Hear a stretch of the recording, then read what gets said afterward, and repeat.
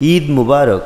আজকের ঈদের দিনে আমি খুলনার চরেরহাট ঘাট পার্কটিতে ঘুরতে আসছি, কারণ এই পার্কটিতে এমন কিছু মজার জিনিস আছে যা শুনলে বা দেখলে আপনিও অবাক হয়ে যাবেন। পাশাপাশি কেন এই চরেরহাট ঘাট পার্কটি আমার কাছে এত ভালো লাগে তাও বলবো আজকের এই ভিডিওতে। তো চলুন ভিডিওটা শুরু করা যাক। ঈদের দিন সারাটা দিন বাসায় ঘুমিয়ে বিকেলবেলা বের হলাম ঘুরতে। ভাই বন্ধু সবাই অপেক্ষা করছে আমার জন্য 7 নম্বর ঘাট। আমি একাই চললাম সিএমবি কলোনির মধ্য দিয়ে। এই সিএমবি কলোনির মধ্যে অনেকগুলো ভুতুড়ে বাড়ি আছে যেগুলো বহু বছরের পুরনো। তো চলতে চলতে আমি পৌঁছে গেলাম জোড়া গেটের সামনে। তবে এখান থেকে করলাম একটা বোকামির কাজ। আজকে 7 নম্বর ঘাটে এত ভিড়, আগে জানলে অটোতে উঠতাম না। 7 নম্বর ঘাটে এত ভিড় কখনো দেখিনি। তো এখানে অনেক মানুষ দেখে একটু উৎসব ফিলটা মনের মধ্যে আসতে শুরু করলো। তাই চিন্তা করলাম বন্ধুদেরকে নিয়ে আমার পছন্দের একটি স্থান খুলনা চরেরহাট ঘাটে যাই। তার আগে 7 নম্বর ঘাটের পুরো ভিউটা দেখানোর জন্য নদীর পাশ থেকে সুন্দর একটা শট নেওয়ার চেষ্টা করলাম। আশা করি এখানে যারা উপস্থিত ঈদটা তাদের সবার ভালো কাটতেছে এবং আপনারা যারা ভিডিও দেখতেছেন ঈদটা আপনাদেরও ভালো কাটছে।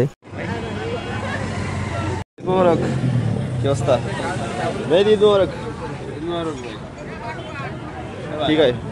তারপর অটোতে করে জ্যাম ঠেলে পৌঁছে গেলাম খুলনা চরেরহাট ঘাটে। এখানেও অনেক মানুষ ঘুরতে আসছে, তবে 7 নম্বর ঘাটের থেকে তুলনামূলক কম। চরেরহাটে এই গাছটা এমনিতেই অনেক সুন্দর। তারপরে এখানে লাইটিং করছে, অসাধারণ ছবি আসতেছিল, তাই আমরা ছবি তুললাম, ভিডিও করলাম। আর এখানে একটা বিষয় আমার খুব ভালো লাগছে, সেটা হচ্ছে এখানে বিড়ি বা সিগারেট সেল হয় না, সেল করা নিষেধ এবং খাওয়া নিষেধ। এর পাশাপাশি বয়ফ্রেন্ড গার্লফ্রেন্ড যাতে অশ্লীল কার্যক্রম করতে না পারে তার জন্য রয়েছে কড়া গার্ডের ব্যবস্থা। তো এখানে আপনারা ফ্যামিলি নিয়ে নিশ্চিন্তে ঘুরতে যেতে পারেন। আর এই কারণগুলোর জন্য এই স্থানটি আমার এত প্রিয়, এত ভালো লাগে। তো এখানে আমরা অনেক ঘুরলাম, এখন বাসায় যাওয়ার পালা। আপনারা সবাই ভালো থাকবেন, সুস্থ থাকবেন।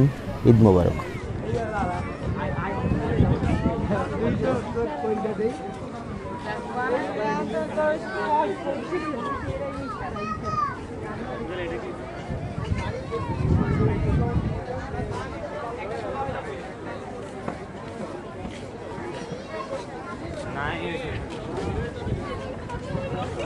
কত টাকা দিচ্ছেন?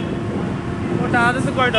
একটু হাই দিয়ে দে, সবাই একটু হাই দিয়ে দে। হ্যাঁ, শেষবারের মতো হাই দিয়ে দে। 40 টাকা কেন দিবি? বোঝা যাবে।